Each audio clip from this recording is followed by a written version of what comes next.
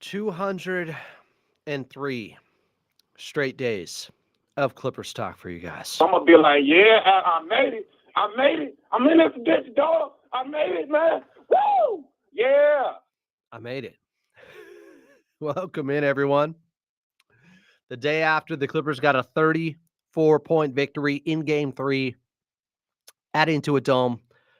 First postseason game there, and they win by 34 over Denver. Unreal. The atmosphere, it was just perfect, pristine, beautiful. Lived up to all the expectations you could have had coming into this season, thinking about the playoffs, what it could be like there. Exceeded everything. I made it. I'm in this bitch, dog. I made it, man. Woo! Yeah. I know that's how Clipper Nation felt getting into Intuit Dome last night. Clavon will be there at some point. If you guys want to get on, we're taking phone calls. I know there were more than I could get to or handle last night. 877-520-1150. 877-520-1150 if you want to get on. We're going to review some of the post-game audio from both sides from last night, Clippers and Nuggets, and we'll talk a little bit about Game 4 for tomorrow. But yes, if you want to get on. I'm so lonely. Please help me. I'm so lonely. Please help me. Let's start with Coach Lou. Last night, post-game. I see a stat sheet.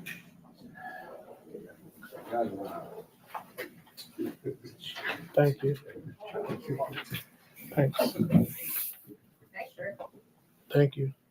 You ready now? You want to do the stat sheet first? I'm good. Go ahead. I can do both. When you talk about wanting to play better, was this an example of that? And what was behind you guys playing at a higher level tonight? Yes, this is what I was talking about. Like I said, our fans was unbelievable tonight. Yes, they were. And the fans are in here now. Vaughn, F, Alex, Clifford, Todd. I would hold back on if we win tomorrow, it's over, baby. How quickly we forget a blown 3-1 lead to the Denver Nuggets before. I know it's different now, but I know many people, if the Clippers get up 3-1, are going to be like, oh no, I would have rather we lost this game and be 2-2. I don't want to be up 3-1. I've seen this movie before. No, you want to win that game tomorrow, obviously. And just be able to come home, play our first playoff game into a dome. It was very exciting. And our fans came out. They showed up and showed out. And like I said, guys played better, played well. Norm was huge for us tonight. Scoring the basketball, but also making the right play in the pick and roll versus the blitzes. And, we got to build off of it. Like I said, it's only 2 games. But today, I liked our approach. I like what we did defensively. And, still going to be a tough series. It ain't over because we, had a blowout. It's only 1 game, so we got to be ready to come and validate that on Saturday. I like the mindset. It's 1 game. I think a lot of people are overreacting slightly to what happened last night. Yes, you won by 34. Did you watch the first 2 games of the series? They were decided by 2 points and 3 points. So try to keep that perspective. It's not always going to be like that. Yes, it feels like the Clippers have them teetering. It feels like Denver's on the ropes. It also feels like they still have Nikola Jokic, who's waiting to really assert himself and have a big 40-point type game. I went after a little bit Matt Moore yesterday of Locked On Denver Nuggets, or 2 days ago. He had said something about Nikola Jokic getting a bad whistle and he was getting mauled in the series after game 2. And I was like, wow, that is an interesting perspective to have, because Clippers fans feel the exact opposite. And there's video that says the exact opposite. But I completely agree with him on many things, including this. Somebody was saying to him on Twitter, at HP Basketball, to Matt Moore, actually predicted we'd lose in a blowout today, but win game 4. I just don't see how we win game 4 with what we had today. And Matt Moore said this: I don't know if they win game 4, but that's recency bias. You never think the next game will be different than the outcome of the last game. That's what it always is.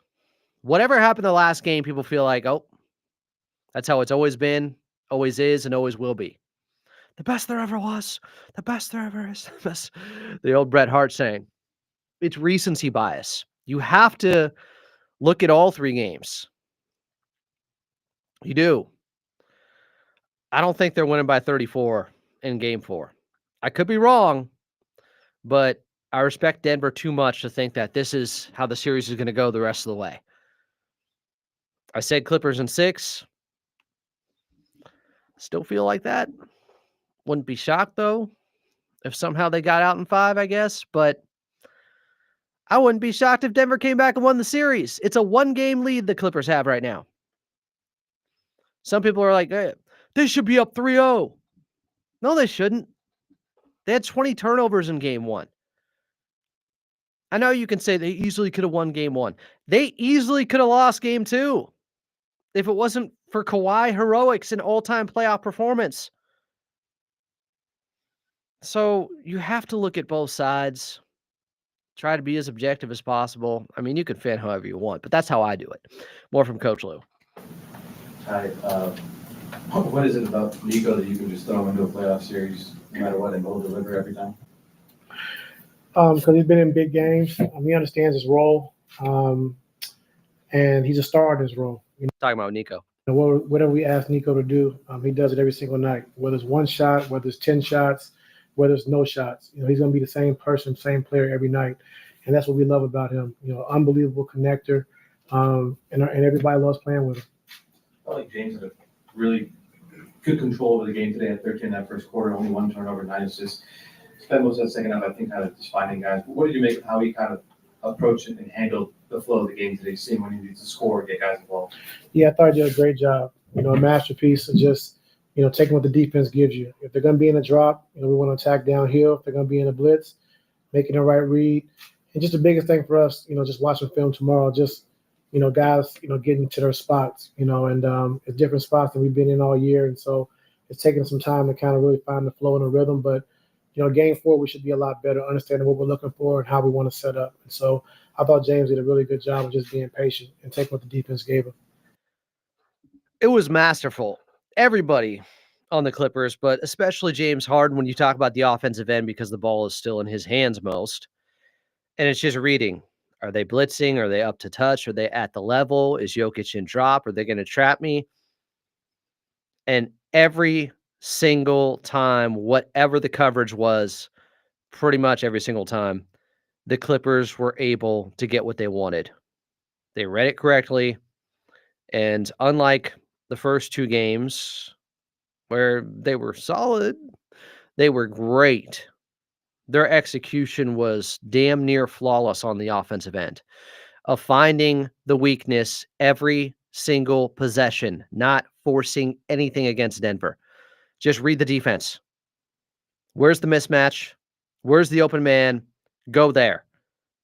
Don't try to do too much. Make the easy play. It was extraordinary how good they were last night on both ends, but I think their offensive execution, which wasn't great the first 2 games, last night was special. And then it led to them being able to set their defense on the other end. See, just the atmosphere in here, we had so many guys who used to play for this team come through tonight. Just other guys who played in the league. How do you feel seeing that, in the first playoff game? No, it feels good, seeing CP, seeing Pat Bev, Kyrie Irving. And, Pat Bev with the Zubac jersey on, and so. Pat Bev's always got that big Zoo jersey on. This is why I love Patrick Beverley so much. He's the best. He wore that jersey while he was playing in Minnesota. He came to a Clippers game at Crypto and is wearing a Vitsa Zubac jersey while he's on a different team on his day off. Pat Bev is the best. It just feels good. Like I said, the series is far from over. We understand that. But tonight, it was a good showing for us. So we got to come out, like I said, and validate this on Saturday. Validate this on Saturday. If they lose on Saturday, what did winning by 34 really mean? It wouldn't have proved anything that they were the far superior team if they lose the very next game.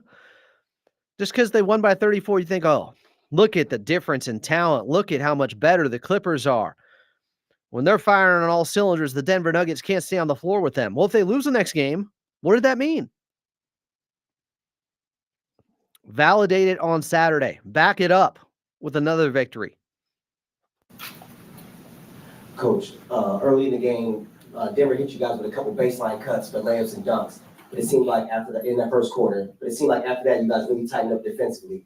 Didn't give up 30 points in any of the quarters. What did you guys see that allowed you guys to kind of tighten it up and not give away those baseline cuts that you saw in that first quarter? They've done this in back-to-back games now, where Denver gets it going in the first quarter. They had 14 fast break points in the first quarter of game 2. Clippers shut off the water after that. There wasn't a drip coming out of the faucet. They didn't give up one more fast break point after the first quarter. Then, as this was a very good question, in game 3, they were getting backdoor cuts on them. Christian Brown, multiple in the first quarter. By the end of the game, nope, that was it. That was over. Their defense tightened up. The vice grip tightened. They just keep adjusting and refining themselves as the game is going along. They're getting better as the game is going along. Yeah, we just looking at it, we thought that, Jokers knew how we've been playing, in the first 2 games. And like I said, the best player in the world, and he was baiting us, early on in that first quarter where we were coming, and he saw us coming, but he acted like he didn't, and he was really picking us apart. And so in that second quarter on through, we did a good job of just really selling out all those corner cuts, kind of trying to stay at home, especially if Zoo's guarding them, and just kind of mix it up. But like I said, JBG did a good job of just adjusting to what we need to adjust to, once they got those corner cuts, and then was able to take care of it after that. Here's a question from M saying, Adam, if we win this series, are you going to say we are a championship team? It depends on what you mean by championship team. I think now they are a contender. That Kawhi's right. I said back in November, with how good they are defensively, if you get last year's version of Kawhi with this team, they can be a contender. So, yeah, but they could also lose in the first round to Denver still. They got Jokic. I expect him to be better. So it's not the difference in talent between a lot of teams in the West right now isn't by much. A lot of different teams you could see coming out of the West. Even though OKC is the class of the Western Conference, I could still see how they're vulnerable. And then there's 4 or 5 teams below them, and the Clippers are in there, that you can make a case for. We got a call here, 877-520-1150. Welcome into Clippers Talk. Mystery caller, what's your name? Where are you calling from? This is Andrew Rosales from Long Beach. I mean, I didn't need the full name, but I appreciate it, Andrew. What's up? Oh, that's the way you know me. I post on the YouTube, man. So my bad. I'm looking for you right now. What was your last comment? I want to make sure everybody knows who it is. Well, I think the last comment I posted was regarding, I may have been smart ass regarding Kyrie Irving doing a tryout in the side. Okay. Oh, I see you in here. Joker looked exhausted. Yeah, it's all good. You ain't wrong about that. So first off, hey man, Adam, you gotta give you props, man. You did last night, announcing, and here you are doing it again, day in, day out. So thank you for your fortitude, man. Like you put in the effort. This is extra above and beyond. Thank you. I appreciate that, Andrew. But you guys keep me going. The team keeps me going. I get recharged. I wake up every morning. I'm ready to go again. Let's go. What do you want to say? Awesome, man. So yeah, I was there last night. First time sitting on the wall, and I've almost lost my voice here. It's like it was such an amazing, energetic night last night, and it was all the way up to the rafters, man. It was awesome. From the window to the wall to the rafters. Exactly. Thank you, gang.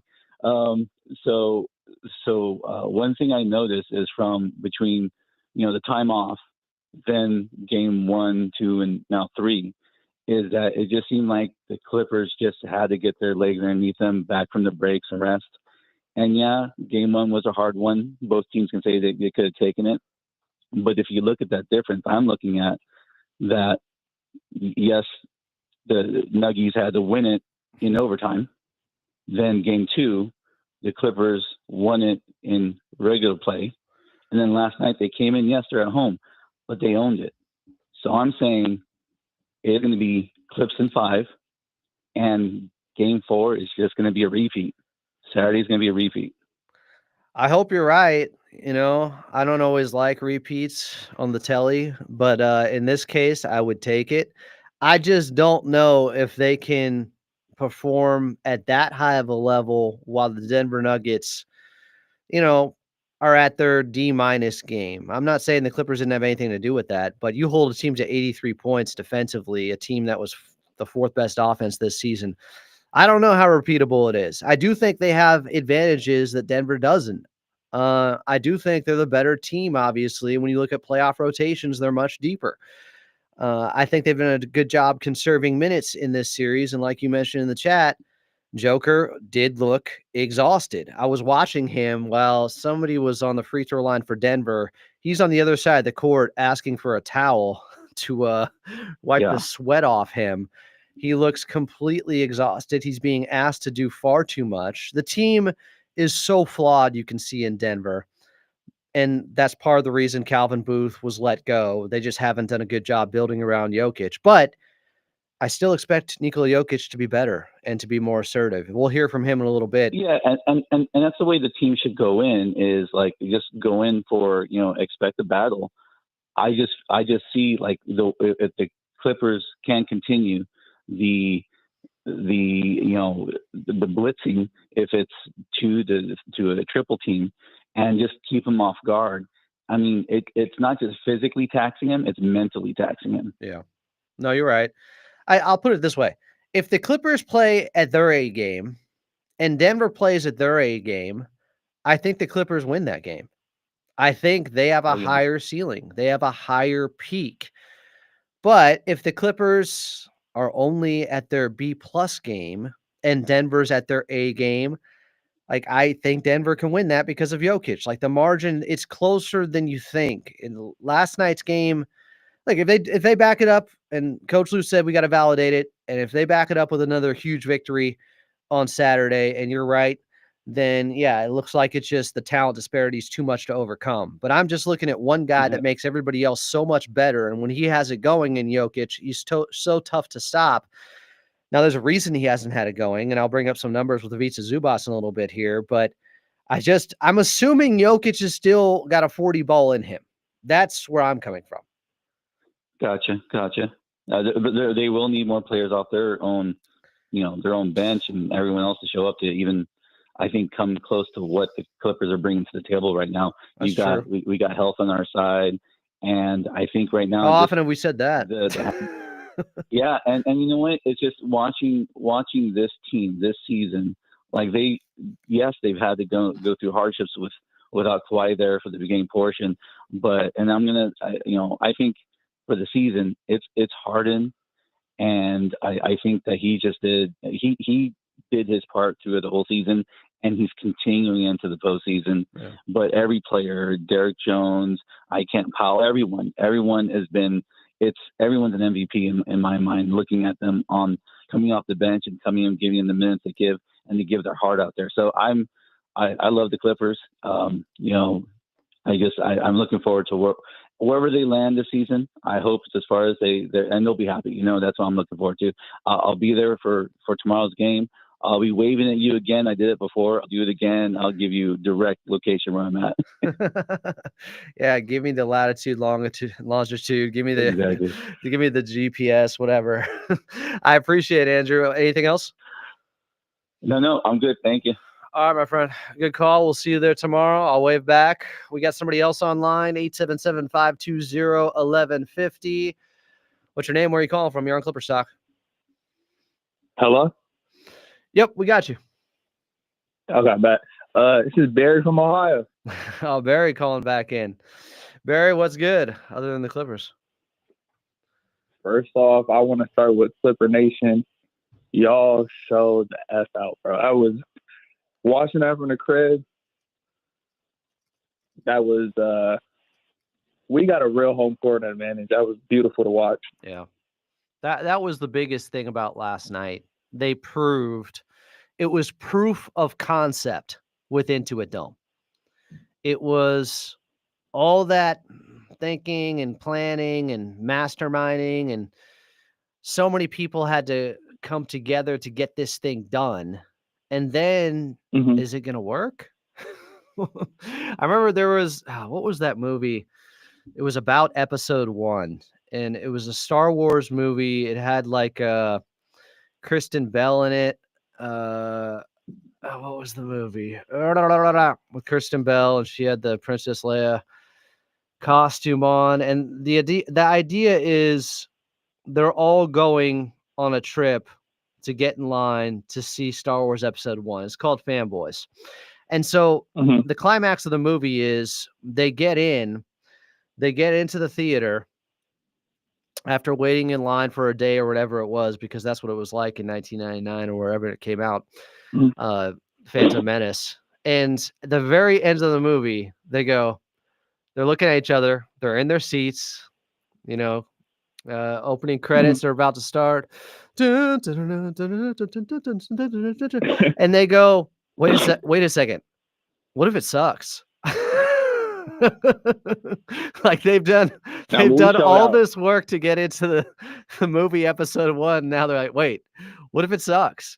Luckily, that did not happen with Intuit Dome. It does not. It's perfect. It's Empire Strikes Back levels of perfect. Hey, Adam, from your perspective, how much joy are you having watching this team compared to all the other teams we watched in the Kawhi era? I mean, it's up there. 2021 though was special to me. The only team I think that competes is at 2021. Yeah, 2021 was very special. That run to the Western Conference Finals, that Game 6. We're still in the first round here. It's still 3 games in. So, ask me in a couple weeks.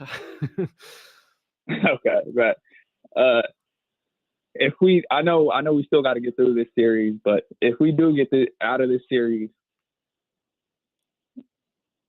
do you raise the expectations? Is it championship or bust? Or with health being on our side, what are your expectations if we get out of the series? They're going to be similar for me because I thought they could get out of this series, and if they do, they're taking on an OKC, and they're a juggernaut, and they present completely different problems than the Denver Nuggets. So much of what's going on right now with what the Clippers are able to do is because the Denver Nuggets defensively, they don't have much for Kawhi or James Harden. The OKC Thunder have everything for those guys that you could want. So it's a completely different challenge. It is a step up in weight class. It's a huge step up. It's lightweight to super heavyweight in some ways, but they haven't won anything yet. They haven't won this series. I don't think Denver's done. I'm not counting them out. This isn't Glass Joe over here and Punch Out, like this is Nikola Jokic. So I'm not counting out Denver at all. I don't care about the 34-point victory. They do need to back it up and validate it with another win at home. They do need to protect home court. Okay. With what we've seen in these last 3 games, what's the Nuggets formula for victory? Because if MPJ's dinged up and they don't have Westbrook, I'm not worried about the rest of them guys on the team. They Jokic are 450 and still lose. They are leaking oil right now. It feels like they're running out of gas. They're running out of fuel, but they still have a turbo, a NOS button to hit.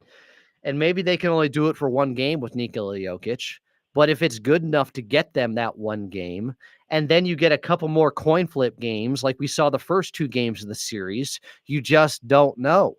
So I think, first of all, they have to get back to trying to turn the Clippers over because the last 2 games, the Clippers have only had 11 turnovers in each.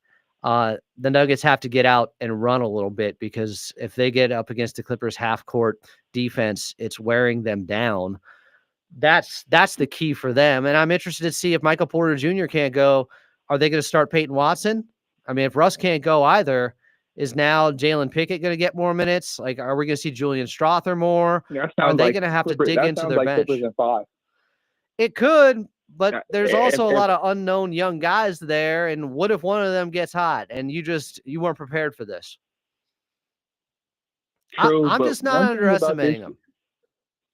True, but one thing about this team this year, and specifically, they just seem like a serious team.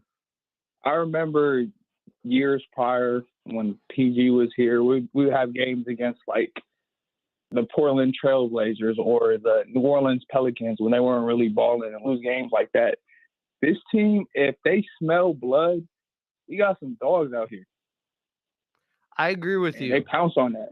No, there is a different level of focus on a night-to-night basis with this Clippers team, and some of it may have been by necessity because they weren't as talented coming into the year, but a lot of guys had something to prove. So I think the difference is that competitive spirit, that has a higher floor to it with this team, where they're bringing it more often at this level each and every night. It's a higher level of just that competitive nature from game to game.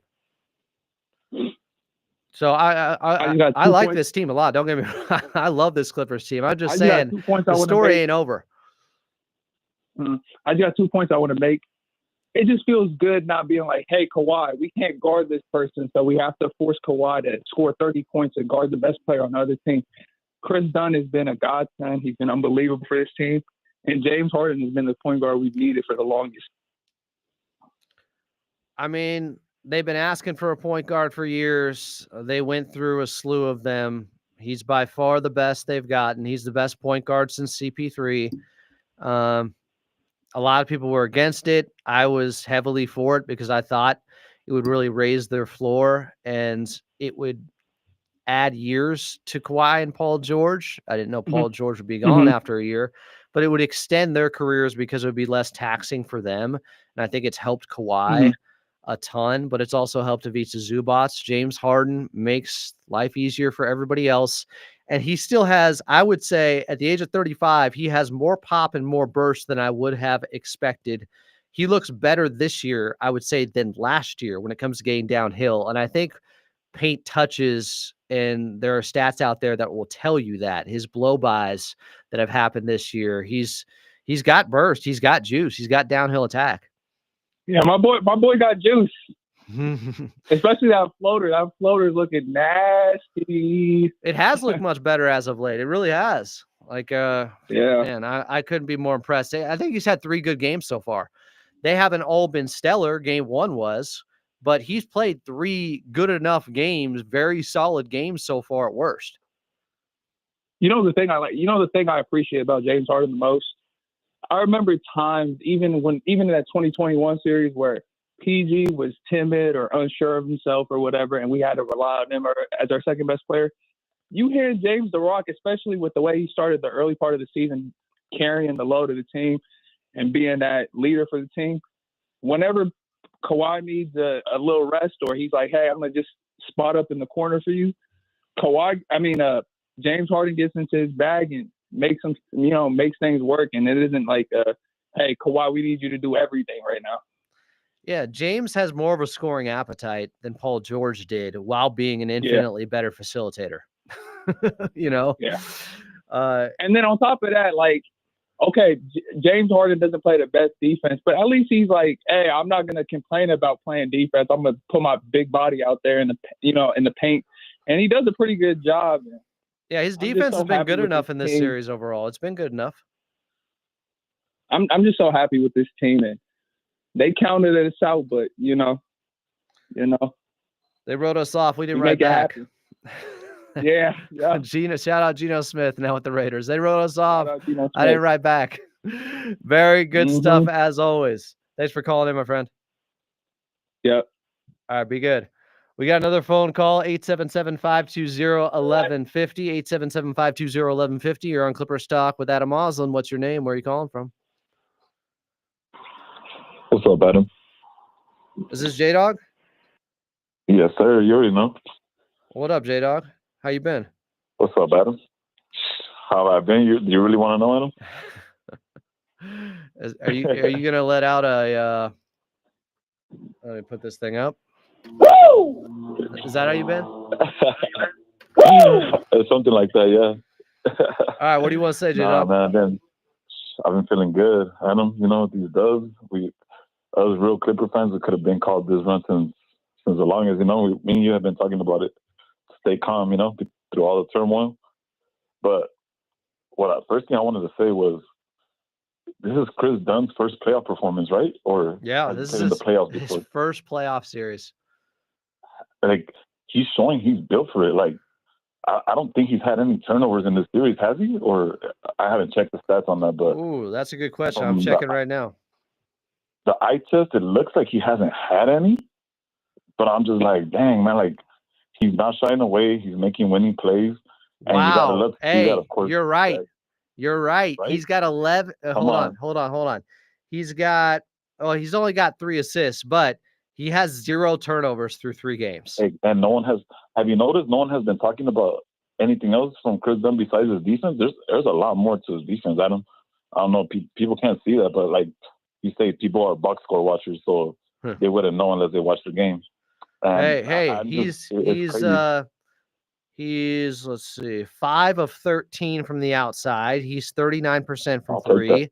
Yeah, you'll take I'll that all take that. day. Shit, that's what I'm saying. I'm like, and with his defense, like, trust me, Adam, we're getting some good production from him. And the fact that it carried over from the regular season into the playoffs, that's even more important because it could have been a regular season thing. He could have choked, shied away. The brights could have been too light for him, but he's showing he's built for it. And that's the first thing I want to say because no one has mentioned that. No one has mentioned that he's been taking care of the ball, and he's been bringing up the ball quite a few times from what I've seen. No, he has. He's taking pressure off of James and Kawhi. It's working. It's working very well right now. Chris Dunn, you're done, son. He has been incredible so far in this playoff series, in his first ever playoff series. He has been as advertised. Everything that he showed us in the regular season at his best in the regular season. He's been at that level where he's playing his best ball right now. Exactly. He's a luxury to have, Adam. I mean, he's getting on switches with Jokic. The official Clippers account posted this from last night. I think it was a welcome to the dungeon post, and it just shows him getting switched onto Jokic with elite ball denial. They couldn't dump it into Jokic because he was fronting him. I saw that. Incredible. I saw that live. Incredible defense. Uh-huh. He was on him for like 10 seconds. And you see, Adam, only us real hoopers could see that, Adam. Other regular casual watchers, they don't notice that. They don't know what fronting the post is. They don't know none of that. So they wouldn't see that. But I pay attention to it. I tell you all the time, Adam. I'm on Chris Dunn watch all the time. And then also, Adam, I don't know. You tell me how you feel about this, but is this the best Clippers team that we've had, like in regards to contending for a title? We got to see how it plays out. It's 3 games. I agree. No, I agree. 100%. I'm not even trying to count out Denver, OKC, nothing. But I'm just saying that, like, regarding to the construction of the team. Yeah. I'm like, we have good depth. We have like a well-rounded overall team with very few flaws. The only flaw I could think of is like the 5, maybe. We don't have a backup 5, but we're using small ball for that, so that hasn't been an issue so far. Yeah. But I've been a fan since 2011, 2012 season, so I don't think I have felt this confident as I do with this team ever. I don't know if you get that feeling too, Adam. I don't know how you feel about that. Well, it's the best defensive Clippers team ever. That's for damn sure. And their offensive potential is very high now with Kawhi back at this level. So exactly. I think there is an argument when it comes to a properly constructed championship level team on paper, but we have to see how things play out. But Lawrence Frank, as I told you guys all summer, cooked. and I made those little Photoshops of Lawrence Frank cooking. And to do this, the most impressive part, J-Dog, is to build a team like this while being under the first fucking apron. He did all this while being under not the second apron, the first apron. That's how amazing Lawrence Frank has been. Yeah, people don't realize that either. Makes me swear. I have to add.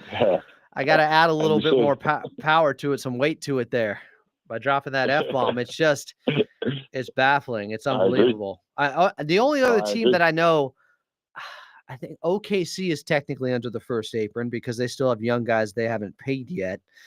Yeah, they're still gonna have to pay them coming up soon. Right. So we'll have to be dealing with that soon. Yeah, but all right. Anything else, J-Dog? The last thing I gotta say is Harden. This is all we need from Harden in the postseason. We don't need 35 plus. We don't need 30 plus all the time. We just need consistency, competent, smart plays. And you've seen the runs he gets in the random quarters where he'll either get us back in the game or he'll blow it out the water, one of the two. And I'm like, that's all we need. Now with Kawhi running on all cylinders, Norman Powell, hopefully he starts getting it rolling now. We still need Bogey. Bogey's still due for a good game. I'm like, this is looking good, Adam. I'm like, I don't know. Yeah. To get one bucket from Bogey so far through 3 games and you're up 2-1 in the series, you're in pretty good shape because I expect him to figure it out. Yeah, and I believe you said Harden in the second half. How many points did Harden make only? In the second half? He didn't have a point in the second half last night. Now they were up 20 at the half. And he was still effective, breaking down breaking down the defense with the pick and roll, making those tight pocket passes. And those over the head, you realize how hard those passes are to make, Adam? Those over the head. Oh, he had 1-2 Ivica Zubats. He had 1-2 Ivica Zubats when they were hedging the screen and roll, the pick and roll to trap Harden. And Zubats was so wide open, I don't think he realized it. He could have just put the ball down and then dunked it. Nobody was around him. And he missed a little bunny instead. It was shocking to see, but I think he was shocked by the fact that he was so wide open, but it was because of that pass that Harden was able to get over the defense. Yeah, man, Harden's crazy with those passes, man. He's incredible. So yeah. And that's all we need from Harden in the postseason, and we'll be smooth sailing, Adam. Hopefully everything keeps rocking and rolling. And then I'll be there tomorrow, Adam. For tomorrow's game. So yes, sir. So I'll say what's up if I see you. Yeah. And yeah, definitely catch me there. Being loud as hell. All right, J-Dog, come say hi. I think we're in section 25. Sir. 25 is live. If you can make the walk up there, we're there. Sounds good. I got you. All right, J-Dog, be good. We'll see you tomorrow. All right, my boy. You too, Doug. 877-520-1150. J-Dog, one of our regulars here on Clippers Talk. Become one. Let's hear more from Coach Lou post-game. Kind of tighten it up and not give away those baseline cuts that you saw in that first quarter. Yeah, we just looking at it, we thought that Jokers knew how we've been playing, in the first 2 games, and like I said, the best player in the world, he was baiting us, early on in that first quarter where we were coming, and he saw us coming, but he acted like he didn't, and he was really picking us apart, and that's how good Joker is. The mind games he can play out there. You can talk about he's having a down series so far, and he still makes some of the craziest basketball plays I've ever seen. The second quarter on through, we did a good job of just really selling out those corner cuts, kind of trying to stay at home, especially if Zoo's guarding them, and just kind of mix it up. But like I said, JBG did a good job of just adjusting to what we need to adjust to. Once they got those corner cuts, and then we was able to take care of it after that. Kind of after game one, I'm back here. After game one, you said that you kind of feel like the week off going into game one kind of could have impacted you guys in terms of fatigue and guys looking a little bit rusty. How do you feel that the guys have kind of rebounded from that to get into the flow of this series? Yeah, I think they've done a good job of rebounding. And like you said, 11 turnovers tonight. I think, with our core guys, I think we might have had maybe 8 or 9. So, we understand we take care of the basketball. We can get really good shots, and just don't get bored with the process, understand what they're doing. And, for every situation they have, we have a different alignment to get to, but we got to do it with pace and get to our spots. So, That's the thing. They have a counter for everything Denver throws at them defensively. If you're just patient, you will find the weakness in their defense. You will. They're flawed. I think that's why Coach Lue was frustrated after game one. You have those 20 turnovers. You let go of a 15-point lead.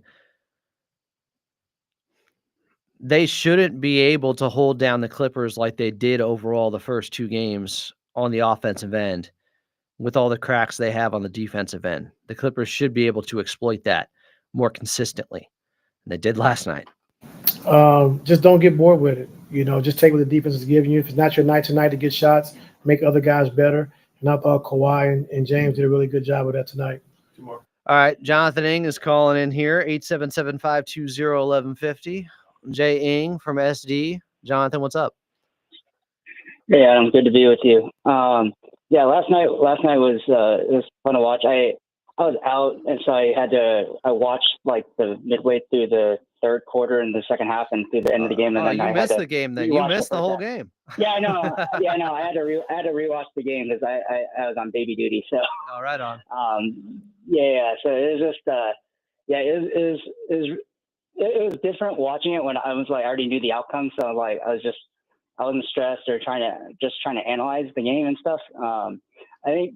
Yeah, definitely. We did a lot of good stuff. It was awesome to see Norm get off. He was definitely due for a good game, and then carry over from the last game. So it was encouraging to see. I think what was it? The Nuggets bench only had like 6 points or something like that. And we completely killed them less. They had. No, you're right. They had 6, but Zeke Naji had a point in garbage time. Okay. I think Peyton Watson got his bucket in garbage time. I think they had 3 points when it mattered, when the game was, somewhat closer, and that was from Russ when he went 1 of 5 from 3. Yeah, and then I think Bogey did hit a shot, but it was in garbage time. It was. They kept him out there specifically for that. When Denver waved the white flag and put some of their backups in, Coach Lue kept Bogey in just to get a shot and then pulled him right after. I probably maybe would have ran him like a little bit longer just to get him into a rhythm. I know like you're playing against lesser competition, but I think just to get Bogey like in-game reps and to just kind of get a flow going to kind of carry some momentum over in the next game. Because I think, but with all the struggles that Bogey's made, I think he needs to shoot himself out of this funk that he's in. Here's the thing. This guy, he turned it around quickly in the regular season after a slow start. And he had that 0 for 12 game in Detroit. And after that is when he started shooting 50% from 3 the last basically 25 games of the regular season. So it could all come together in just one game. Well, I think the difference with that, Adam, is I think in the regular season, right, you have a little more runway for error. So Bogey's out there for more minutes, but in a playoff scenario, right, like Bogey's minutes aren't anywhere near close to what he was playing in the regular season. So he's got to do well in the minutes that he's in. So I'm when just you're saying like that, he's a one-shot hot type of guy. Right. Yeah, no, I get it, but at the same time, like the less amount of time that he has being on the floor, like it's kind of hard to shoot yourself out of the rhythm if you're not getting as many minutes to be able to do that. So I think that's just my concern there. And I think going back to, I kind of want to say something about J-Dogs. I don't want to burst his bubble or anything about the ceiling for this team.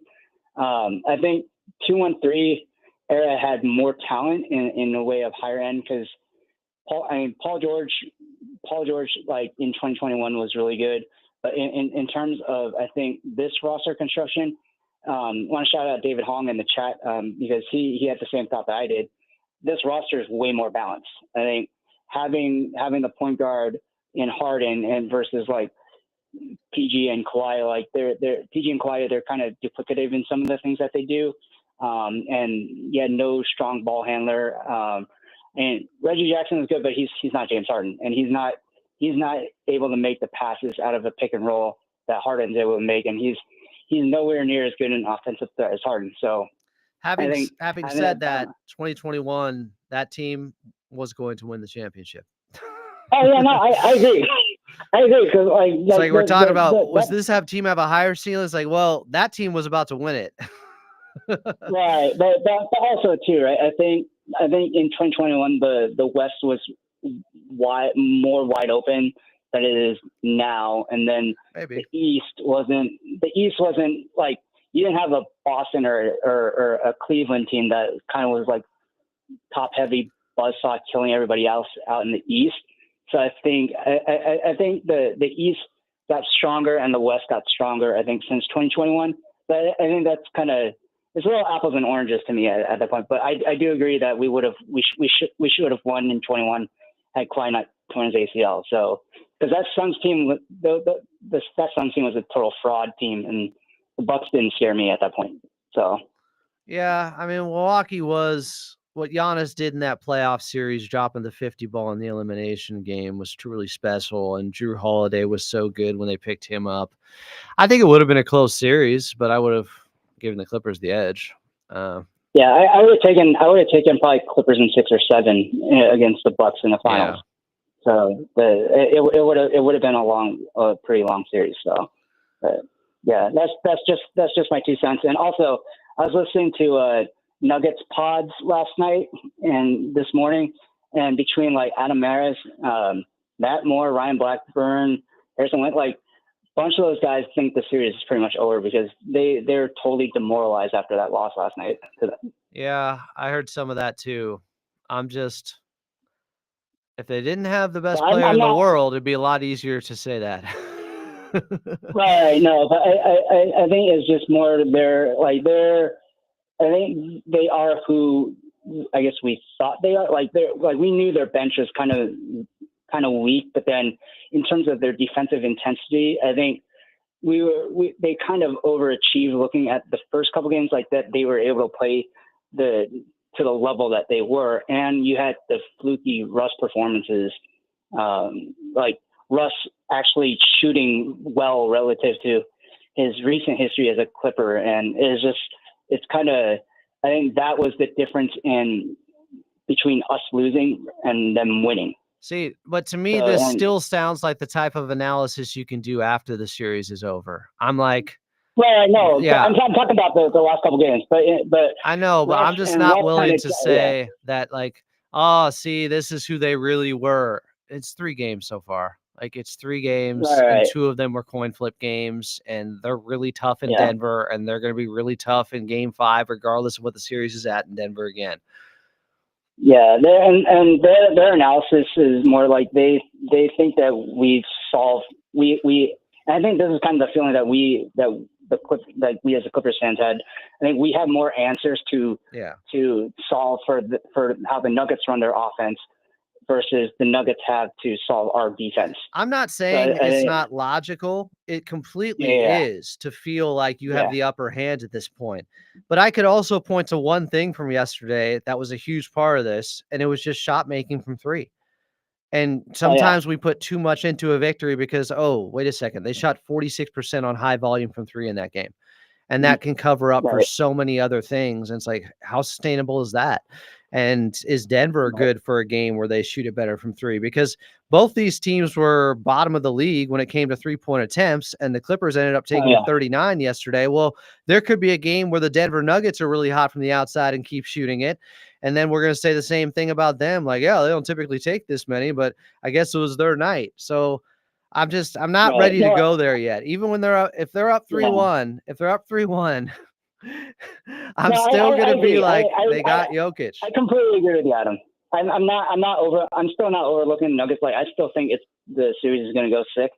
But, and to your credit, Adam, like the Dunn's 3-point shooting, like I'm waiting for it to drop off a cliff, because Dunn's been shooting extremely well, and this is kind of house money considering how well he's been shooting relative to just his career percentages and just his season percentage this year. So I think to say that Russ is shooting the super fluky games 1 and 2, like in lesser volume, Dunn's been shooting just as well as Russ has. So that's kind of the encouraging thing, and that's kind of why it's been a wash. But I think just Norm having his breakout performance was what kind of propelled it's kind of the difference there, because we knew what we were going to get from Harden, Zoo, and Kawhi. Like, we were all waiting for that Norm breakout game, and we got it. So hopefully that'll carry over. And I think the Nuggets probably were a little shaken by just how loud Intuit Dome was. Like, because when I was coming back last night home, I was listening to you on the halftime show. I literally could not hear what you were saying because it was so loud. Wow. Through Intuit Dome and coming through the radio. And even when Carlo was doing play-by-play getting into the third quarter, like, I could barely hear him, and I cranked the volume up pretty loud. And I think it's just the sound of Intuit Dome like drowned him out. So well, they got off to a hot start though, with the crowd at their peak. I mean, they were up by 7. They were playing through it. It looked like they were ready for it. They were showing some championship mettle. And then Harden drops those back-to-back three-pointers near the end of the first quarter. They take a 7-point lead. They go on a 7-0 run to start the second, and the game was pretty much over. But, yeah, it can rattle you. Intuit Dome is that tough. It's 2-1. It's 2-1. Yeah. No, I'm not overlooking them. I'm still realistic about it. Sorry, baby's crying. That's by her mouth. Yeah, so I think we're. I almost we're made in a good joke spot. there, but I held back. I'm not going to get myself in trouble. Yeah. Was that Matt we're- Moore we're- over there crying about not getting fouls for Jokic? What was that? Yeah, you could clip that and then clip that soundbite and send it to him. Too easy. If you guys want to. So we're in a good spot, and I still respect the heck out of Jokic. So I'm expecting Jokic to kind of empty the clip next game, and because he, like, the rest of his team is kind of letting him down, and he's probably gonna take matters in his own hands and put up 40-point triple-double next game. So Clippers gotta be ready for that. People keep saying, let him put up 40, as long as he doesn't get the others involved. Guys, he can do that and still get the others involved. Trust me. Yeah. He can still have a 40-point triple-double, and you just got to find a way to survive it. But the Clippers, they do have more answers. Their defense has a better ability to stop the Nuggets offense than the Nuggets defense has in stopping the Clippers offense when they're playing the right way. So they have a lot of advantages. I get it. It looks like, the Clippers, they're outclassing them. They're the much better team. Well, after the first 2 games, they had won by a total of 1 point. So the 34-point win is nice, but as Coach Lou says, you got to validate it. You got to back it up. All right, Jonathan, anything else? Nope, I'm good. All right, my friend. Thanks, be man. good. Good to be with you. All right, be good. Take care of the babe now. Yeah, will do. More from Coach Lou. Coach, so also in the second half, Kawhi had a nasty in and out crossover and kind of handling play. Kind of talk about what he is like after practice and before practice, how hard he works. Nobody really knows inside story, but what kind of can you tell us about Kawhi's work ethic? You see where he's at today. I think all the injuries, everything he's been through to get to this point, like I said, to work hard to get back for the playoffs and to be at full strength. And so that right there just tells you everything about Kawhi. He could have easily packed it in this year, but he wanted to play. He wanted to be out there and help his teammates. And like I said, he's back to being a player, a healthy player, which he's a very great player when he's healthy. And also just give a lot of credit to Ben Simmons. I thought he came in and changed the game in that first quarter just with his pace. I thought he did a good job of showing Joker different coverages, and his pace and everything was really good for us. And so everybody, like I said, chipped in, and it was a team effort. Norm back on track, and so I'm feeling really good about where we at. We still have 2 more games, and just kind of go from there. One of, I think, the underrated aspects of Kawhi and why he's been able to get back to playing at such a high level after all these injuries, I think something that goes overlooked is, I'm not saying it's a blessing in disguise or anything or some silver lining. I think it's just a reality of the situation. When he has been out, he does have less wear and tear on other parts of his body. For instance, he's a left-legged leaper. His left leg has less wear and tear. His left leg is what he explodes off of for dunks, for athletic moves. And because he hasn't played as many games over the last 5 years, there could be more tread on the tire in other areas of his body, even though his right knee has been put through so much, unfortunately, his right leg overall has. But I think that is part of the equation when you see a guy continue to come back from pretty consistent injuries to the right knee and eventually getting back to playing at such a high level. I think that's part of it. He could be fresher in other areas, but he also has put in so much work to make sure not to overcompensate in other areas when he comes back. He's mentioned that before. That can lead to other injuries. It's just remarkable. Kawhi's just an incredible, unique one-of-one player. On a night like tonight where there's so many positives to take away from the game, is there one specific thing that stood out to you offensively or defensively? Just taking care of the basketball. We talked about it, and even tonight we talked about taking care of the basketball and rebounding the basketball. And so to out-rebound them by 10 after they out-rebounded us by, I think, 18 last game, that's a huge turnaround for us. And so just lock into the small things, into the details, and when we do that, we'll be fine. That's one. Coach, how much credit goes to Jeff Van Gundy for the team's defense? All the credit. Yeah. He was moving, screaming, and very active in the bench. All the credit. Thank you. Yeah. Pretty humble from Coach Lou to say that. All the credit to Jeff Van Gundy for the defense. I'm going to start James Harden here post-game. I'm going to run, grab some more water, like you guys at the wall and everybody at Into It Dome screaming last night. My voice isn't wrecked from that, just from talking so much. My broadcaster voice. I'll be right back. Going to get some more water, but I'm going to play James Harden here post-game because I've heard this.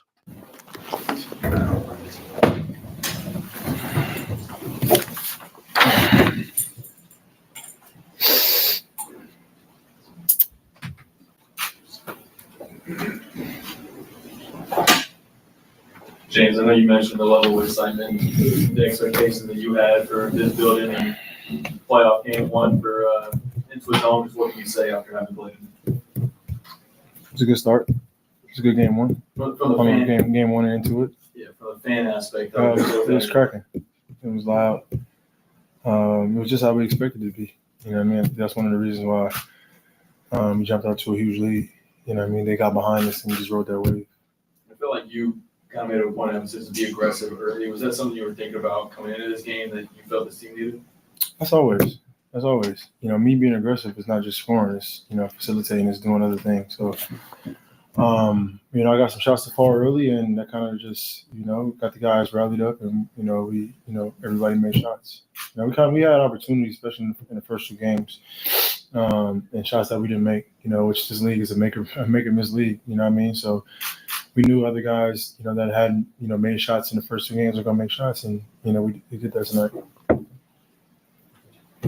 James, you guys finished the first quarter on a 10-0 run. Mm-hmm. And it seems like from then on out, you guys imposed you guys' will defensively. Yep. You never really looked back. Why are you guys so locked in defensively? I know game one you guys fell short, but it seems like since then you guys have been locked in. You guys haven't. We've been that way all year long. Yeah. Like, that's our calling. Like, if we wouldn't even be in the postseason if it wasn't for our defense. So we know, like, going to games, like, no matter what happens offensively, that's we gotta be on point defensively. That's what keeps us in the game. So we've been like that all year, and as much as perfect as we want to be, like we aren't. So we make mistakes, we cover for each other, and we just continue to be resilient and keep fighting defensively. And the first game, we 20 turnovers on the road, you can't win. It's very, very difficult to win, and we still gave ourselves a chance. Tonight, how many we had? 10. Like, that's the game right there. Game two, we had 10 as well. So you do that and you rebound the basketball, you make shots, you give yourself a chance to win. Yeah, too, right? I'm curious to know, what the conversation at halftime was. You guys had the lead, and you know that you played well to start that second half, and you had control of the game. What was the conversation to just amongst each other to maintain control that y'all built and established? There were some things that we still could have got better at. Like, pick and roll, Jokic is up. Yeah, he's doing a good job of being up. And, first half, Zoo had like 3 or 4 opportunities where he got the ball into the basket and he missed a layup. I think he got fouled one time, and I forgot what happened over 2 times. But, like, Zoo, go dunk the ball. Like, finish those plays. You know what I mean? So there's things like that offensively that we can get better at. And there's some things that we adjusted to defensively that we saw that they were doing that we felt we can get better at. And so it's just, it's constant. Like, there's no let-ups. There's always communication, and there's always, room for improvement for us. I like this attitude of we can still get better. At the half, they're up 20. We could do this better. We could do that better. Let's refine everything while the game's going along. Let's tighten the grip on this game. I think that's a championship mindset. Was good, and also great game for you today, man. Also, I'm gonna say, you being the vet, the OG of the team. What are you telling your teammates after that victory that y'all just had? Like, hey, it's just one game, but let's try to continue this through the rest of the season, or the rest of the series. We got to start. BJ from the Pull Up Podcast there. Hey, it's just one game, but let's try to continue this through the rest of the season, or the rest of the series. We got to start preparing for Game 4 now. Ooh, we got to start preparing for Game 4 now. You know what I mean? Like, we know what we're dealing with. You know what I mean? Like, Jokic is something special. And those guys, him, AG and Jamal and Michael, they've been together for so many years. They won a championship together. So they've been down in the series before. Like, for us, it's just, we can't get too out. We're not celebrating like we do what we're supposed to do. You know what I mean? So I've been in the playoffs for 16 years. And for us, it's just, preparing ourselves now for Game 4. And the earlier we can get a jump on that, the better off we'll be. But it's gonna be even tougher for Game 4. We got to mentally prepare and know that. So tomorrow, we'll go over some things, we'll walk over some things, and we'll be ready to go for Saturday. They're at least saying all the right things. We got to prepare for Game 4 now. It's going to be tougher in Game 4. They know what they're up against. James, the T. Lou JVG coaching pairing, for those that haven't been able to be in a practice or a huddle. Sounds like Lauren Rosen here. She came on pregame. I think she's coming on tomorrow too. JVG coaching pairing, for those that haven't been able to be in a practice or a huddle. Elite. What makes them so effective? Yeah. It's like the perfect relationship. I don't know. They just know what the hell they're doing. You know what I mean? Say about Coach Lou and JVG, the coaching pairing. Seriously, like they always on the same page. Like, they don't overstep each other's toes. They, tell us what we need to do on both ends of the ball, and we go out there and do it. But it's just like, they yin and yang, literally yin yang twins. They yin and yang, literally yin yang twins.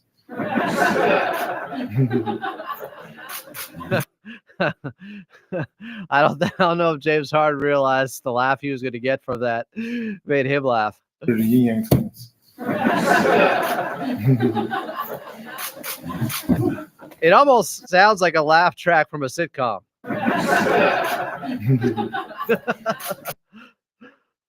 Literally yin yang twins.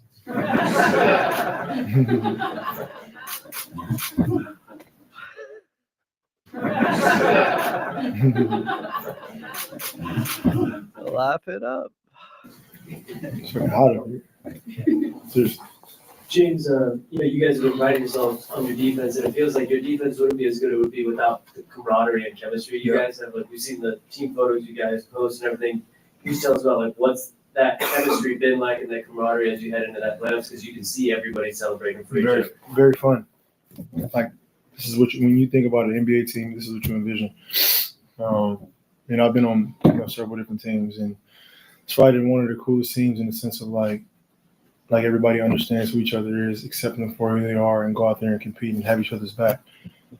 Knowing like who's the guys, this is what you're great at, this is what you're great at, this is what your weakness is, but we can cover up for that. Like, we all know, and that's what makes this team so special. So, we got a big Game 4 for us, and this is our first time, going through this postseason. And as long as we continue to communicate and have each other's back, good things are bound to happen for us. It sounds like guys on this team will make themselves vulnerable more. We know what each other's weaknesses are and how we can cover for one another. They're more transparent about it. They're willing to talk, make adjustments, figure it out. They're close. I've been on several different teams, and it's probably one of the coolest teams in the sense of like everybody understands who each other is, accept them for who they are, and go out there and compete and have each other's back. Knowing like who's the guys, this is what you're great at, this is what you're great at, this is what your weakness is, but we can cover up for that. Like we all know, and that's what makes this team so special. So, we got a big game for us, and this is our first time, going through this postseason. And as long as we continue to communicate and have each other's back, good things are bound to happen for us. Okay, and going back to the Yin Yang Twins comment here, as yes, they performed at the half. I thought, who was the guy? I guess nobody else saw it. There was somebody else performing pregame who then didn't perform with the other twin during the game when I was watching the warm-up act, or them doing their sound check, I should say. And okay, I'll show you. I'll tell you what, it's not the white guy in this picture I'm going to show you. It's the guy on the left. He was out there pregame. I'm not very familiar with them. He was saying, where the arrow is, from the window to the wall. Who's the white guy here? I didn't see him there last night. I saw him. I'm trying to learn the Yin Yang Twins and the group more, I guess, because he was performing pregame with him. But then when the halftime show happened, or when they performed during the game, he was gone. And he was doing the da da da da da da da da da da da. Can anyone help me out here? But they were good. They sounded good a cappella. I mean, the sound there is amazing. But yeah. Yin Yang Twins performed during, it was first quarter timeout. It wasn't half. What pod was I debating? Matt the Clown. Oh, you'd have to go back to the video section. It's one of the first videos I ever did here. You could see it. I don't know if it's going to age well for one of us. One of us was arguing that Paul George was a better Clipper than Kawhi Leonard, or better. They'd miss him a ton. I don't know. You can check that out in the video section. It was from last summer. Matt Moore came on because the argument started on Twitter, and he was nice enough to come on. I like Matt Moore. We just disagree on some things. And yeah, I posted that video the other day of him talking about Nikola Jokic and not getting calls in the series. And I was just like, whoa, that is distinctly different view than what we all have had and what the video shows. But he said parts in there also that I agreed with. I left the full context in. I don't know what the problem was with that video.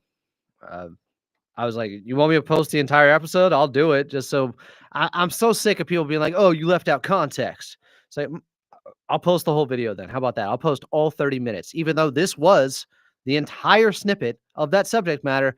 And if you're going to try to hide behind the old, oh, what about the context here? Yeah, I don't like that stuff. More from James Harden. James, like, you had mentioned like it's one of the coolest teams you've ever been on. Yep. You talk about just what it means to play with a bunch of selfless guys. Yeah. Guys who just want to play defense and want to sacrifice. Yeah, that's a part of it. You know what I mean? Like, guys probably feel like they need to be shooting the basketball more, or getting more touches, or running more plays, for whatever you want to call it. Like, these guys know that the ball's going to get to them eventually. You know what I mean? However that looks. And T-Lou and our coaching staff do an unbelievable job of, like, mixing it in. And for me, my job is easy. You know what I mean? I can score, but I'm the facilitator as well. So I can understand when guys are getting shots, when guys are going, and when it's time for me to exert myself. And that's the cool part about it. You know what I mean? I'm like running the show, but understanding like, hey, Zoo might have it going tonight, or Norm, or Y might have it going.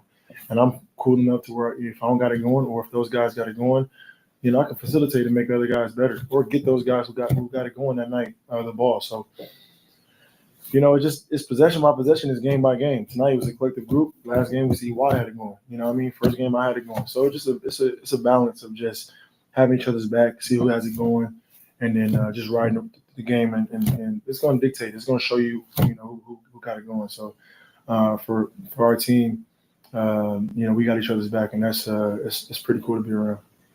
To be clear, in my confusion with the Yin Yang twins, I saw 3 different guys there last night. Are they triplets or are they twins? I saw one guy performing. You know, I may have just missed it during the first quarter performance, and I guess they performed at halftime. I was locked in. I know they performed at halftime. I remember that. I remember them doing the sound check, and I was like, okay, I see those 2 guys. And then I expected them to be there later, but then at the half, one of them was missing. I feel like there's 3 members of the group. I don't know. I got nothing. I was just trying to figure that out. James, I just want to know, what was the feeling like playing with such a loud and supportive crowd during the whole game? It was really loud. It's probably the loudest it's been all year. You know what I mean? We expected that, but, you know, like I said before, game 4 needed to be even louder. You know what I mean? Denver is a very, very tough team. They've been through it all. And, you know, they're not going to just give in. So we got to make sure that we come out ready to go prepared for game 4. Thanks. They know the job requirements here. They get it. Okay, here's my point with the Yin Yang twins. Ms. Shakes is saying, no, only 2. But wait a second. Wait a second here. There's 2. But then there's also this picture. It says Yin Yang twins. That guy's different. And these guys are different. I'm trying to figure this out. Who are the official Yin Yang twins? Which guys? Who are the guys? Is one of them no longer in the group and it's evolved over time? I don't know. They were good though. The sound was really good. And watching their sound check was really cool. They were having a lot of fun with it. And the acapella, you know, I love hearing a clear audio track or a isolated solo track where you can just hear the vocals, and they sounded good. Anyways, Kawhi Leonard postgame. Oh, first he moves the Gatorade bottles out of the way. He says, "His kids don't need this." My bad. I get the memo. His French. That was the end of Zoo. Here we go. Listen to Kawhi here. Kids don't need to be drinking. Kids don't need to be drinking these. He removes the Gatorade bottles from the podium. Kids don't need to be drinking. I don't know if that means Kawhi has his own sports drink coming out. What I've noticed, and he'll talk more about this, what I've noticed is it looks like he has OJ in a clear bottle that he always drinks pregame. I don't know if it's OJ. I don't know if it's Tang. I don't know. It's orange.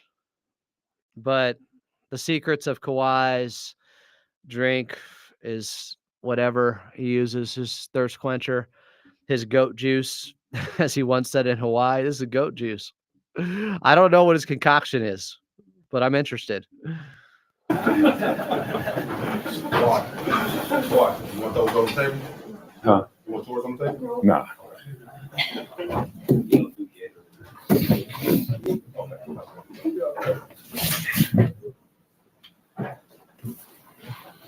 Why? Somebody, please. Well, what was, how did you allow you to dominate them? So how were you able to dominate the Dunns this game? Just made shots. Made 18 threes tonight. I think we were able to out rebound them as well. Limit their second chance points, and that's pretty much it. I think we played good defense. Like I said, they went 7 for 26 from 3, and we didn't really allow them to get a lot of second chance points. But the first thing he said, Kawhi knows, they hit 18 threes. Kind of the dirty secret in this game. Yeah, you hit 18 threes, go 46% on them. That's how blowouts happen. Now, their defense was great, too. You got to do it on both ends. But I don't know if they're hitting 18 threes next game. Kawhi, Shaq always talks about the others. We know what we're going to get from you and James night in, night out. But when you bring along guys like Batum, Norm Powell, Zoo, all those guys, can you talk about what you guys' ceiling is, knowing that when those guys consistently play well on both ends, where this team can go? I like this question about what their ceiling is. I think they've been playing great all year, to be honest. Kawhi giving credit to his teammates. Norm averaged, 20 points. Zoo double-doubles all year. I think about 15, 16, 10 rebounds a game. So, as long as we're consistent, we're sharing the basketball and everybody contributes. I think we have a good chance to win.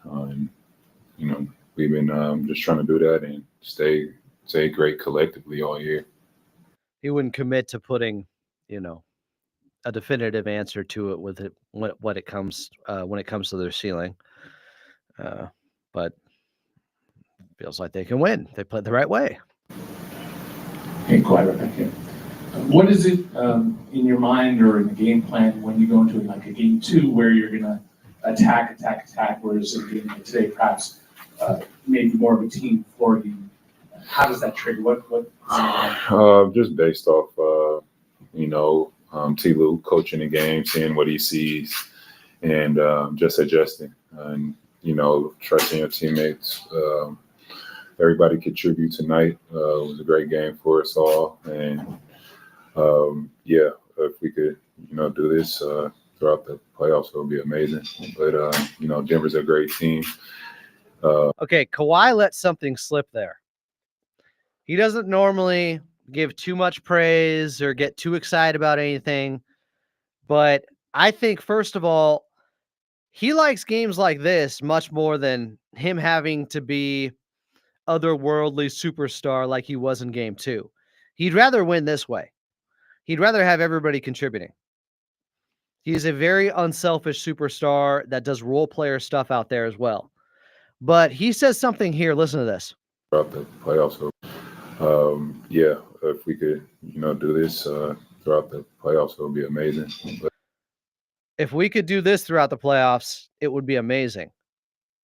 Like, that's really his answer to the ceiling. He knows that they do have a formula for success, and their ceiling is pretty high. And I think there's a little bit of excitement from Kawhi there. If we could, do this throughout the playoffs, it would be amazing. But, Denver's a great team. See, then he goes back to, he wants to make sure he shows love to the opponent, but Denver's a great team. I'm telling you, this is high praise from Kawhi here. For us all. And, if we could, do this throughout the playoffs, it would be amazing. But, Denver's a great team. He sees the vision with this team. He does. He knows how good they can be. If we could, do this throughout the playoffs, it would be amazing. But, Denver's a great team. They've been here before. And, we got to still stay focused and, play together and come out with a great mindset Saturday. Just to follow up, if there's a moment in like a game 2 where you're just like, you're telling Ty, like, this is my night. Does that ever happen where you're just, I feel it? No. Oh,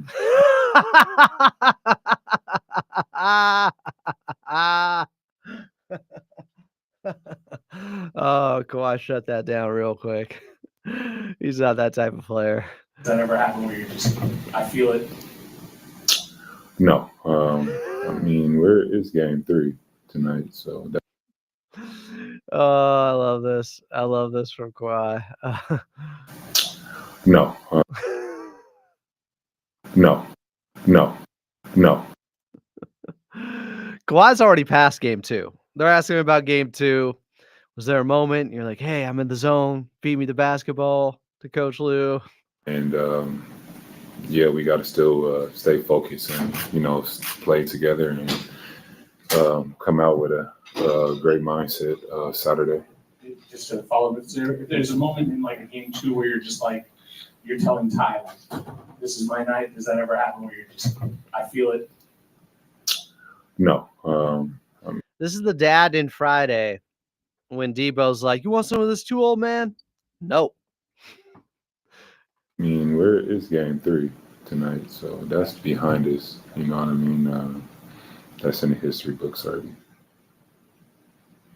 Hey, Kawhi, what do you think has been key for you not only to just be healthy this time of year, but to be playing at such a high level when you look at the last month of the regular season and the playoffs? Obviously, just focusing in on my body. Being able to, get my minutes up late in that last month, get in shape, basketball shape, as well as just, able to stay strong with the lifts and all, just combining all that together and just having a focused mindset really of still wanting it to be good and contribute to the team. And like I said before, just happy to, be front line with my teammates and able to suit up, good or bad. And, that's what I'm taking pride in and feeling great after the game. And I feel good and happy that I was able to play. Oh, I love hearing that. Feeling great after the game. Feeling good. What else do you need, Clipper Nation? Kawhi, from the jump, it seems like this team this season has had the best defense in Clippers team we've seen in a long time.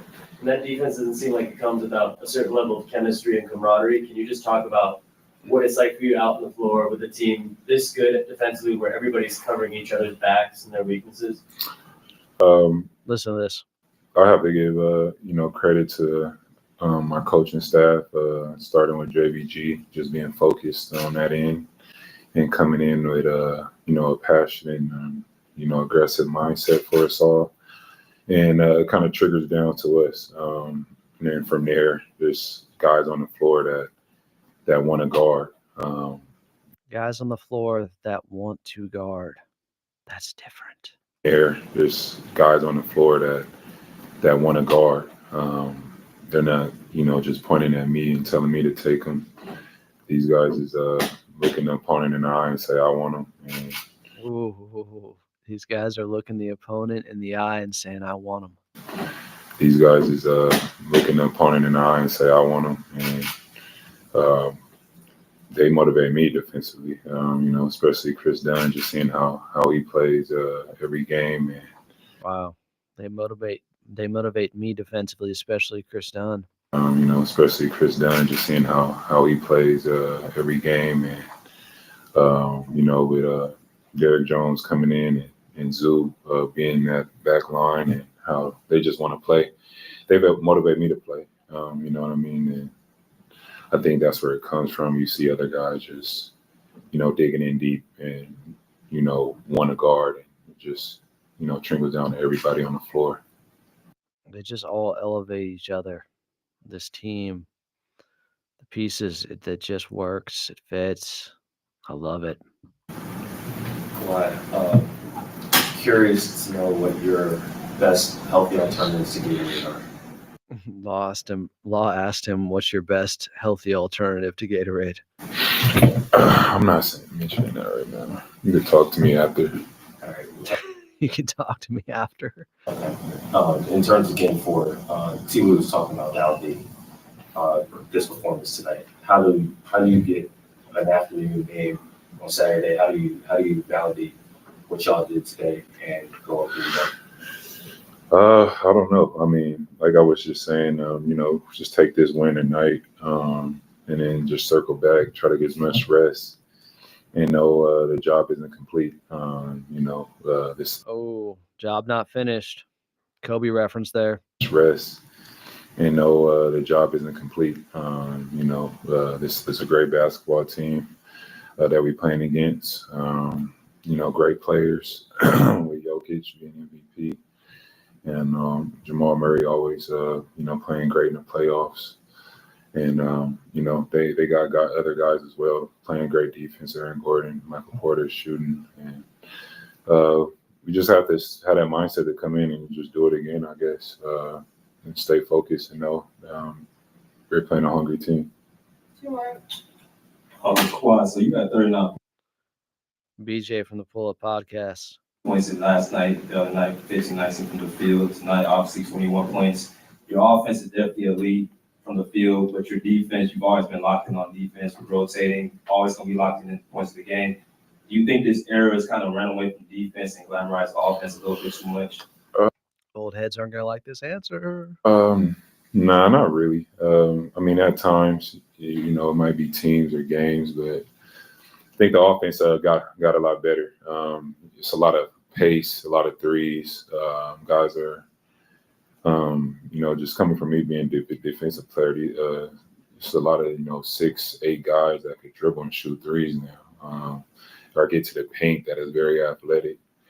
So I think the skill level's gotten there, and then at sometimes, you might have those nights where a team isn't as good or they're not as focused on guarding, and you see crazy games. But everybody's trying to play for sure. Like I said the other day, it might look easier watching, but if you go out there and play, you're not gonna get no easy bucket. Right. Claude just said, all y'all saying there's less defense in the NBA. No. It's that offensives have gotten so good. Players have gotten so good. It is much harder to guard now in today's NBA. Thanks for clearing that up, Claude. Some of us have been saying that for a while. I remember one of the last times that I asked you about Into a Dome, you mentioned how good the fans have been and wanted to give them a deep playoff run. What was the energy like in here tonight, and how do you feel the fans came out for you guys? It was great. They did a good job of filling up the seats. They were cheering all night, especially people on the wall. But it was a collective unit out there. It was very loud at times. I didn't know where he was, but it was fun. It was a fun game to play. Why did you guys? There was Kawhi Leonard post game. Let's hear from the opposition post game.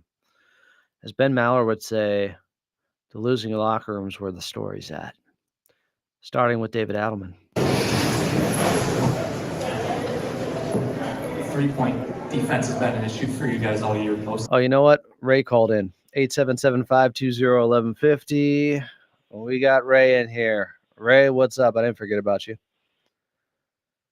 Appreciate it. Hey, Adam. Man, I have no dopamine left in my body, but last night was special.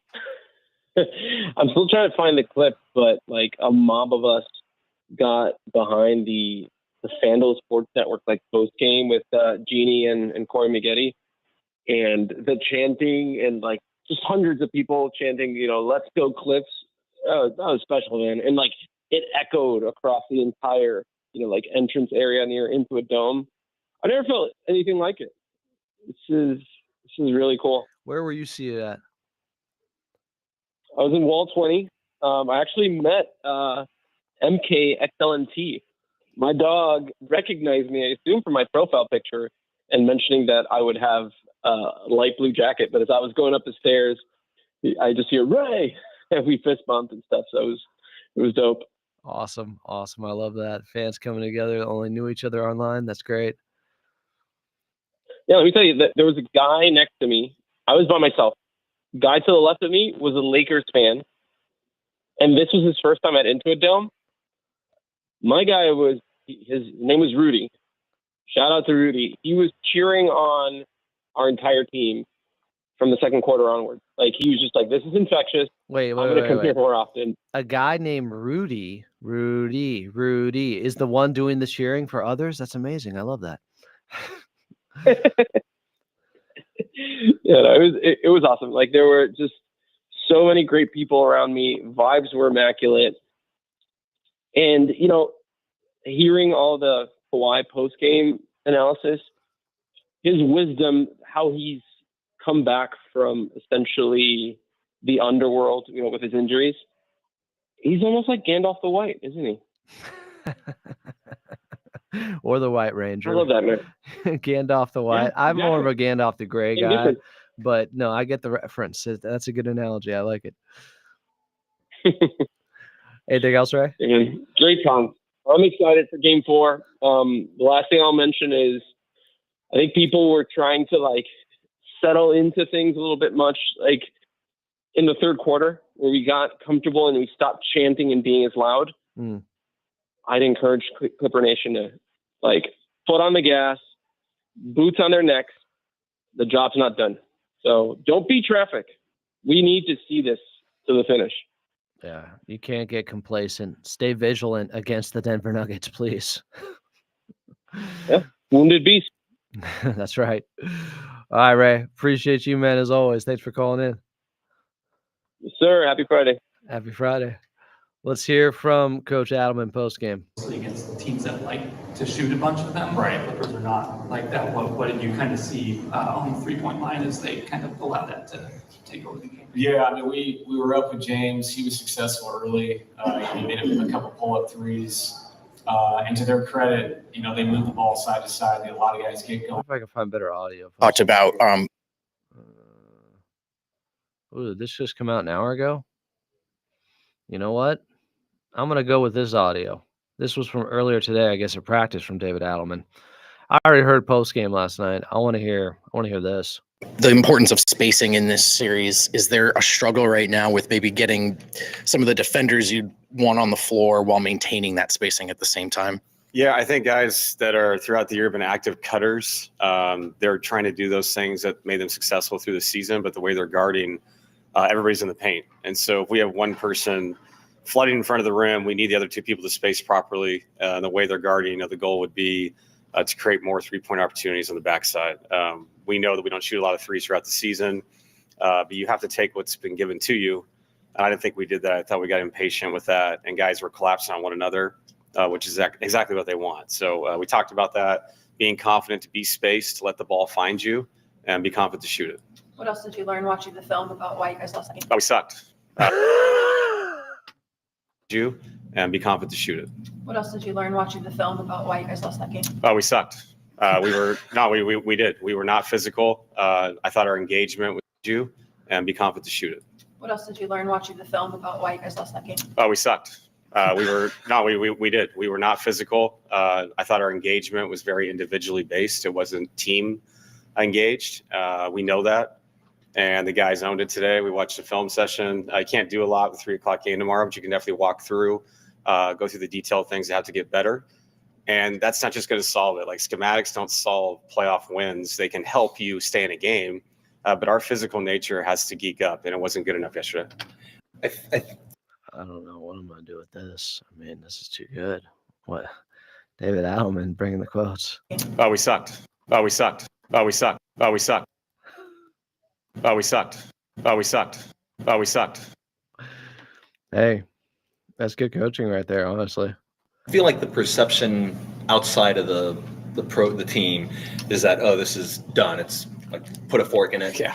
What's the mood like with you guys? Because it's still just 2-1. One win tomorrow, and it's a brand new series. Yeah, I mean, that's the way we felt. The game got away from us. I think I said it yesterday, but the only regret I had was not taking our guys out earlier, knowing what's coming tomorrow. But you can kind of see in their faces they wanted to get back out there and feel it again. And sometimes you can find things in a game that you get blown out. I thought they were more engaged to start the fourth quarter. You know, it's funny. I thought that unit with DeAndre out there, we took out, CB, Jamal, Nicola. We couldn't score, but defensively we were so active and we were physical. And you saw screens being set offensively. That has to translate to our starting five. They can't just flow with the game. And sometimes when you start as well as we did and we were scoring easily, you think that's what the game's going to be, but that's never going to be what it is. The Clippers are what they are, a high-level defensive team that plays a lot of aggressive length coming off their bench. We have to know that is what the game actually is. And on the flip side of that, we've been the number one transition team offensively, which is great, but that doesn't translate in a series like this. So we've got to calm down and execute offensively. Too many empty possessions for a team that has been great offensively all season long. But this isn't December. This is the playoffs. Be more responsible that way. If we do that, give ourselves a better chance defensively just by being more organized offensively. Do you still feel like there are ways for you guys to dictate the terms offensively instead of taking the shots that they want you to take, or does it really need to be like this? We just have to hit those backside threes, and it's going to come down to what the role players can do. Well, I think if you want me to answer that, just think of the Clippers. I mean, we did some things differently. Kawhi 7 for 17. I think James was 6 for 14. So they're both shooting under 50%, and they absolutely blew us out. So it shows you if you dictate to people, they have to take what you give them. And what we gave them was their role players got to shoot 3-pointers, and they made shots. And obviously guys make shots at home more often than they do on the road, but I give them credit.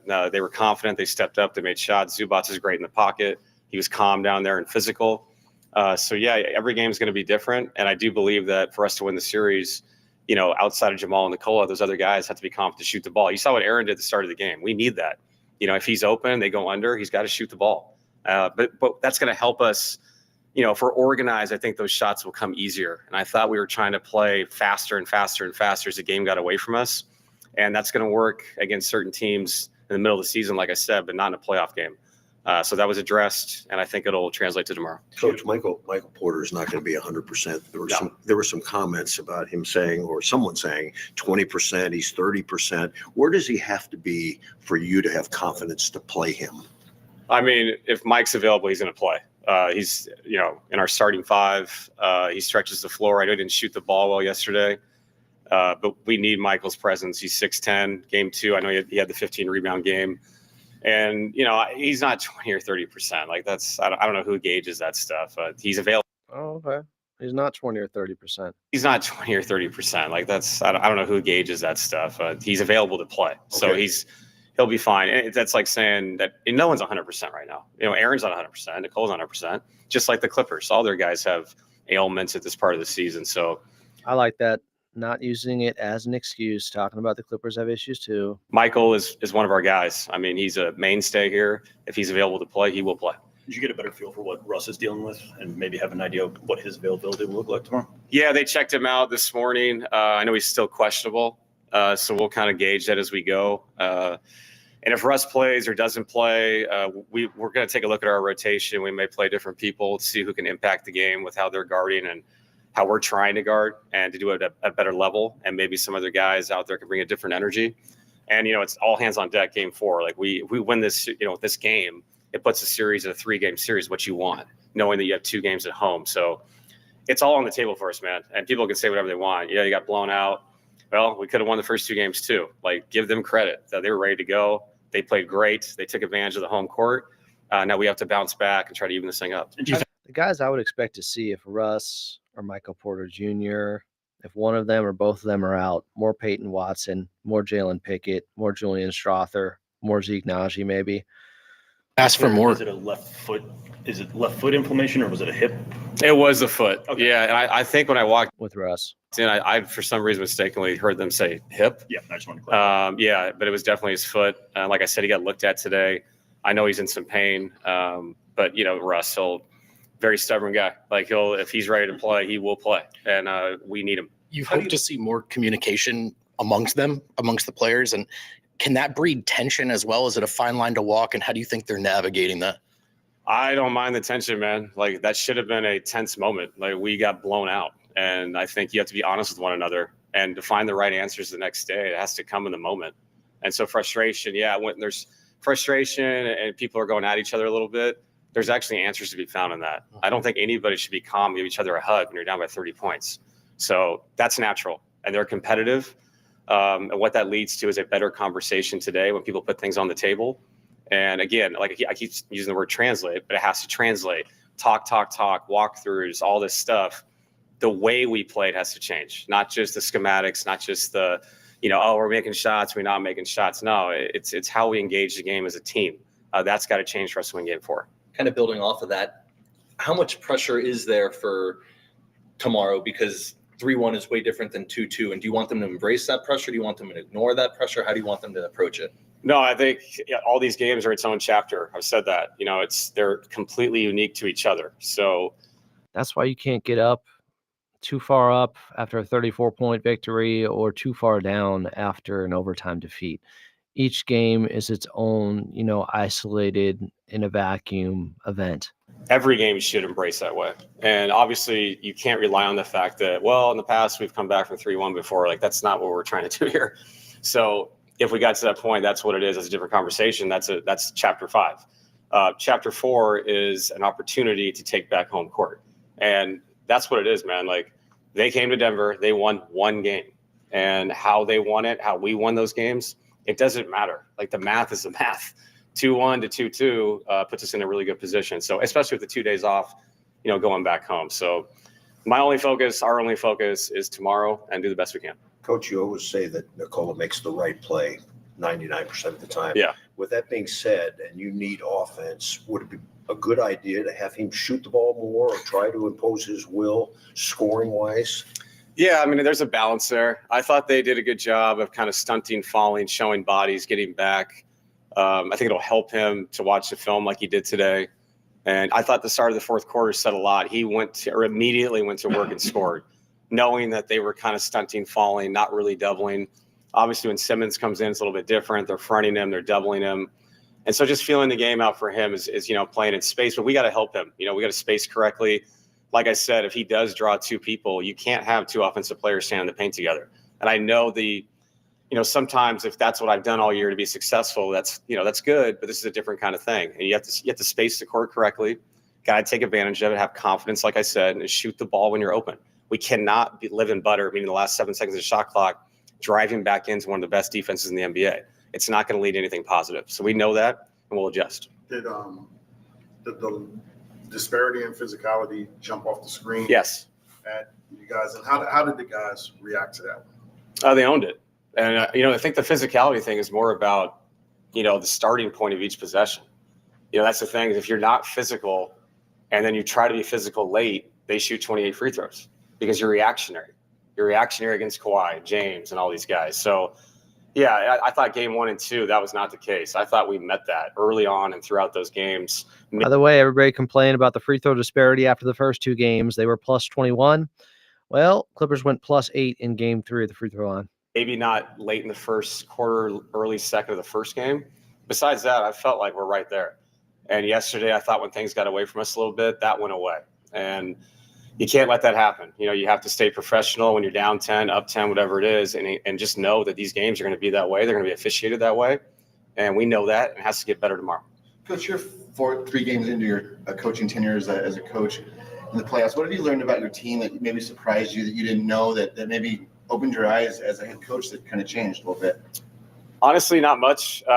Today was exactly what I thought it would be. We had talked about this as a group. We've been through, if you go back, some of the games we've lost. I mean, I'm really dating myself, but San Antonio, our first playoff experience with Jamal and Nikola, Derek White dropping 45 on us, in game 3, and us coming back and winning game 4. The 4 overtime loss to Portland, when kind of like this situation, come back and win the game at a 3 p.m. Sunday game in Portland. So we've been through it. I think the most important part is the guys that weren't there, the faces that weren't there, understanding that that's who we are. We will bounce back. We had a really strong mental group throughout the years. Our top 2 players that have been here forever that won a championship have been through that. So we've been through all the success and joy that everybody remembers. But please remember also some of the heartache that we've had. And yesterday was one of those nights, man. Like you don't forget a game like that. It was embarrassing to lose on TV like that and everything else. It was just NBA TV. Goes into it, what's on the line. But I expect the guys to come together and have a really good effort tomorrow.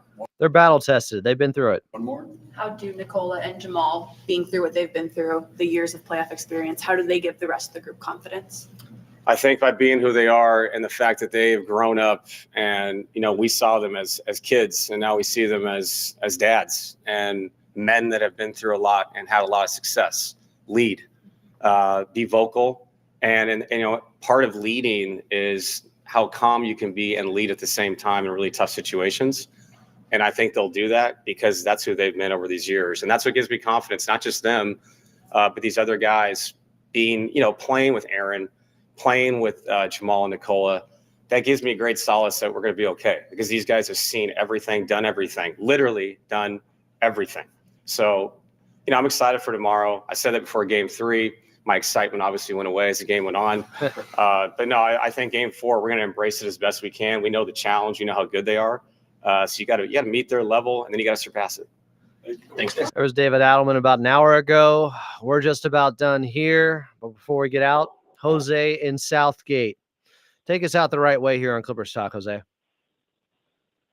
What's up, Adam? What's up, Clipper Nation? Man, that was my first playoff game. That was my son's first playoff game. Kind of jealous that he got to go to one so young, but he got to walk out of there with a Harden blue jersey, so he was super happy about that.